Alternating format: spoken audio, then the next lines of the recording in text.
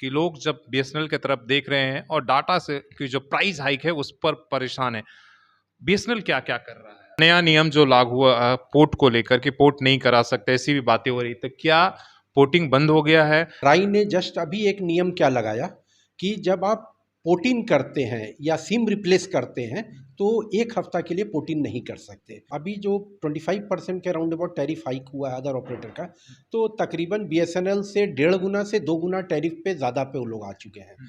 इसलिए कस्टमर का रुझान जो है वो ज़्यादा बीएसएनएल की तरफ आ रहा है। जैसे BSNL 2 GB per day data के साथ 100 SMS पर डे के साथ अगर हम दे रहे हैं तो हम उसको 2399 चार्ज कर रहे हैं। यही जब हम जियो और एयरटेल की बात करते हैं तो राउंड अबाउट 3600 वो चार्ज कर रहे हैं। 28 क्यों हो गया? मतलब क्या कमाने के लिए हो गया? कोई कौन सा नियम? इसलिए कि 30 दिन का महीना है, 31 दिन का महीना है। सिम की डिमांड बढ़े हैं कि नहीं है सर? सिम के आपके यहाँ अगर ज़्यादा बात बढ़े करें तो हैं।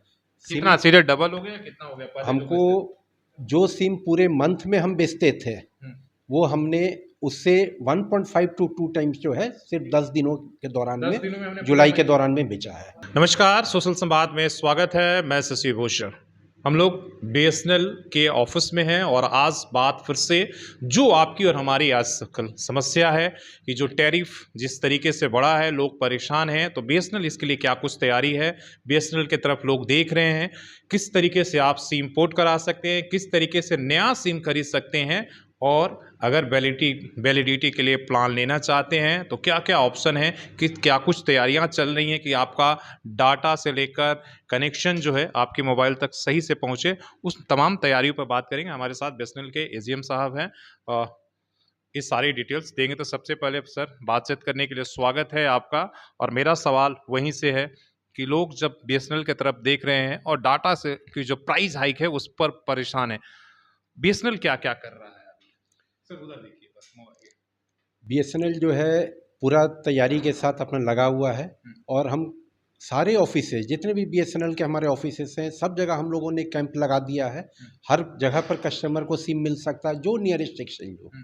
साथ में हमारे फ्रेंचाइजीज, हमारे रिटेलर जहाँ भी जिस शॉप में जाना चाहेंगे हर एरिया में वो शॉप में जा सकते हैं। वहाँ उनको बीएसएनएल का सिम मिल जाएगा। नया सिम लेना चाहें, वो पोर्ट इन कराना चाहें, सारी फैसिलिटी हर जगह पर मौजूद है।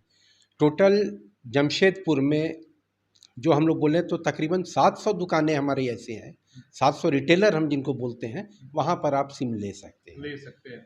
इसके साथ साथ हम लोगों ने सारे बीएसएनएल ऑफिस में भी प्रावधान किया हुआ है कि कोई भी कस्टमर कभी भी सिम लेना चाहे तो उसको किसी भी तरह की कोई परेशानी नहीं होगी। सर सवाल यहाँ आ रही कि अभी नया नियम जो लागू हुआ पोर्ट को लेकर कि पोर्ट नहीं करा सकते, ऐसी भी बातें हो रही, तो क्या पोर्टिंग बंद हो गया है या किस तरीके से अगर किसी को नंबर पोर्ट कराना है पुराने नंबर से, अगर वो बीएसएनएल की तरफ जाता है तो क्या उसके ऑप्शन है, क्या करने हैं?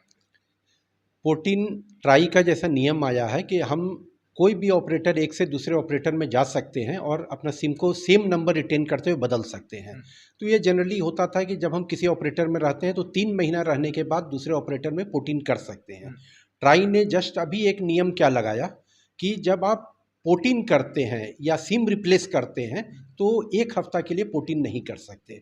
इसका रीज़न क्या है? जस्ट वो फ्रॉड को रोकने के लिए ऐसा काम कर रहे हैं, क्योंकि लोग क्या होते हैं कि पोर्ट करा लिए, लोगों को पता नहीं चलता है, एक हफ्ता तक वो समझ नहीं पाता है कि अब मतलब मेरा नंबर पोर्ट हो गया, वो सोचता है कि सिम खराब हो गया, क्या हो गया। और चूंकि सारे का सिम जो है वो बैंक अकाउंट से रिलेटेड रहता है तो फ्रॉड होने का चांसेस रहता है। इसीलिए मतलब पोर्ट बंद नहीं हुआ, ये कंफ्यूजन फैलाया गया है। ये कंफ्यूजन है कि पोर्ट बंद हो गया। हालांकि ट्राई की तरफ से एक नियम और भी लाया जा रहा है कि अब कोई अगर एमएनपी या पोर्ट करा लेता है तो उसको 6 महीना तक उसी ऑपरेटर के साथ रहना पड़ेगा। हालांकि सब 6 महीने 6 मंथ, हालांकि ये अभी नियम लागू नहीं हुआ है लेकिन ऐसा चर्चा चल रहा है।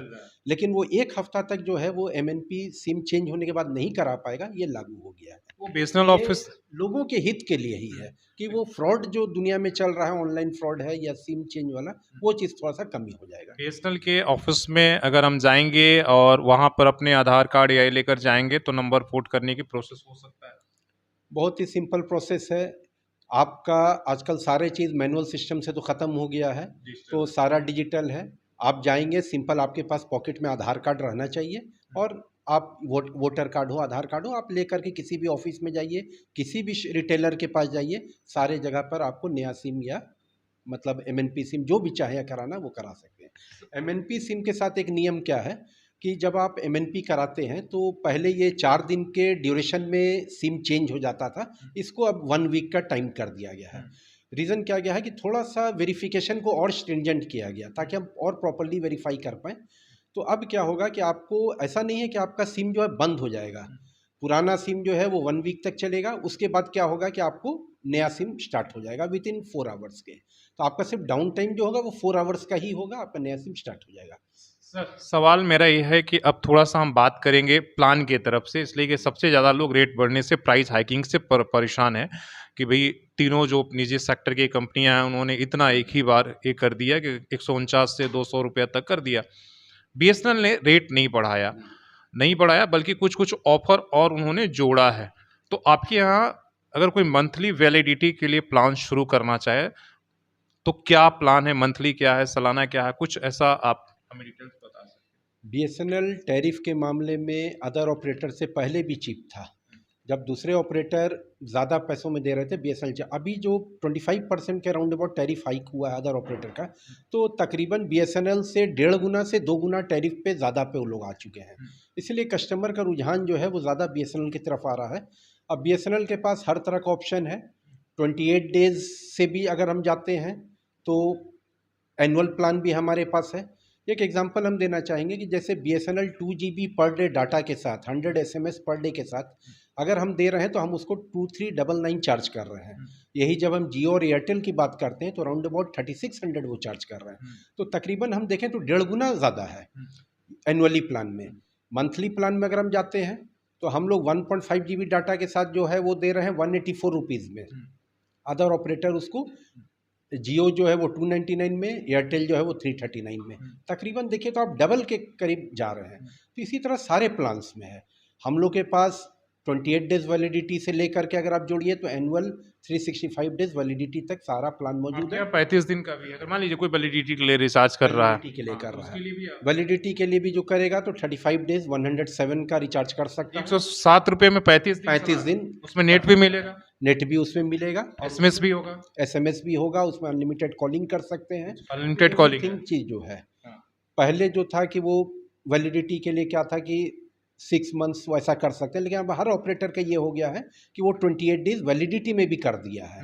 टॉक टाइम तो कर ही दिया उसमें भी। 28 क्यों हो गया, मतलब क्या कमाने के लिए हो गया, कोई कौन सा नियम? इसलिए कि 30 दिन का महीना है, 31 दिन का महीना है, 20, जबकि ट्राई ने भी बीच में कहा था कि भैया आप 28 से 30 दिन के लिए प्लान आपको रखना जरूरी है, जब लोगों ने कैंपेन चलाया। कैंपेन कराया, जस्ट ये मार्केटिंग स्ट्रेटेजी है कि हम रेट जैसे बढ़ा नहीं रहे हैं तो रेट बढ़ाते, तो रेट बढ़ाने के बजाय क्या कर दिया हमने 2 से 3 दिन की वैलिडिटी को डाउन कर दिया, कटौती करके साल कर दिया, वो कर दिया। बस वही चीज़ को लोगों ने किया। ये जस्ट फॉर प्राइसिंग स्ट्रेटेजी है कि पब्लिक को फील नहीं हो कि प्राइस हाइक हुआ और हम डेज को कम करके काम वही कर रहे मतलब हैं। 299 में जो पहले 30 दिन आप एक महीने के वैलिडिटी देते थे, अब उसको 28 दिन कर दिया, और ऐसे करके आपने अगर 12 महीने को कर दिया तो 24 दिन तैयार हो गया, मतलब 13 महीना आपको रिचार्ज कराना होगा। ऐसे करके हम 10% ऑलरेडी प्राइस को हाइक कर दिए।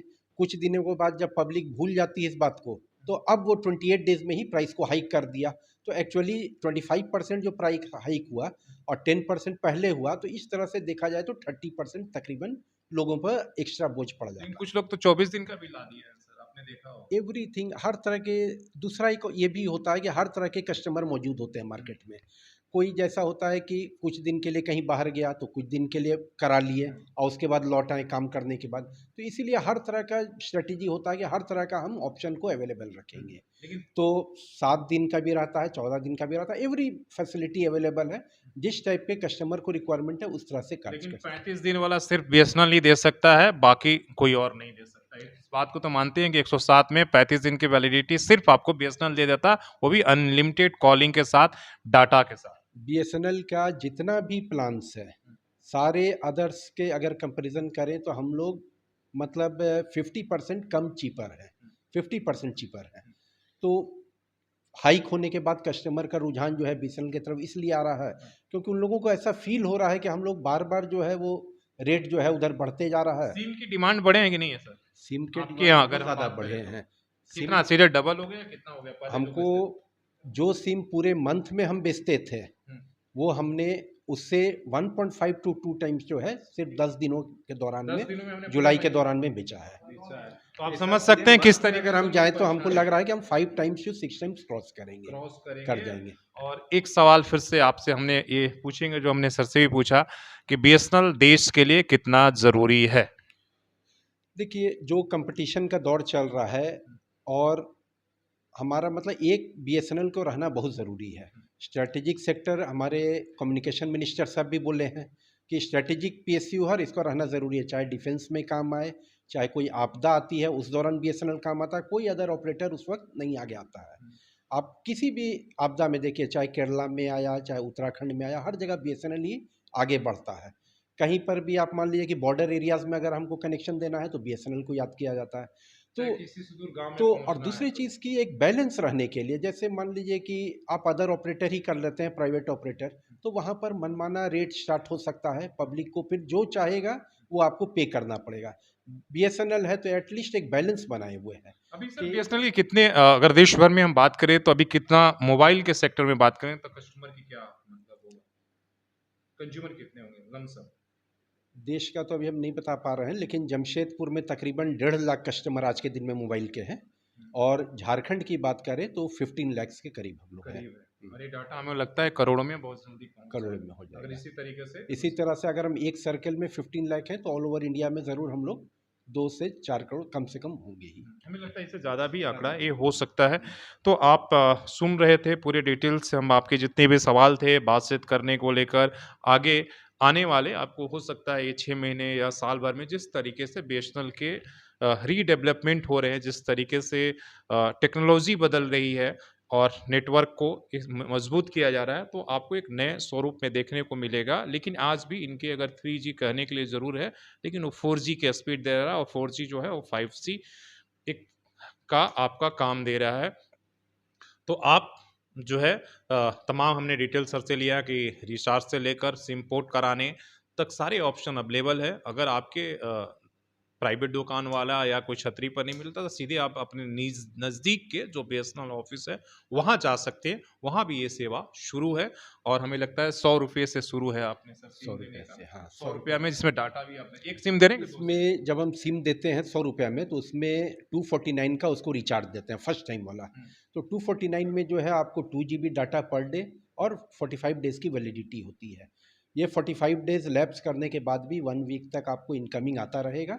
उसके बाद आपको रिचार्ज करना पड़ेगा, मतलब फर्स्ट रिचार्ज का सारा खर्च जो है वो हम बियर कर रहे ये हैं। करते हैं तो ये सारी सेवाएँ आप मिल रही है तो आप भी जाकर अगर आप चाहते हैं कि देश में एक फिर से जो है बीएसएनएल का ये हो और तमाम जो निजी सेक्टर की जो कंपनियां हैं जिस तरीके से मनमाफ़ उस पर लगाम लगे तो ये काम आपको करना होगा अपने सहयोगी आकाश और सी राममूर्ति के साथ शशि भूषण सोशल संवाद न्यूज़ झारखंड।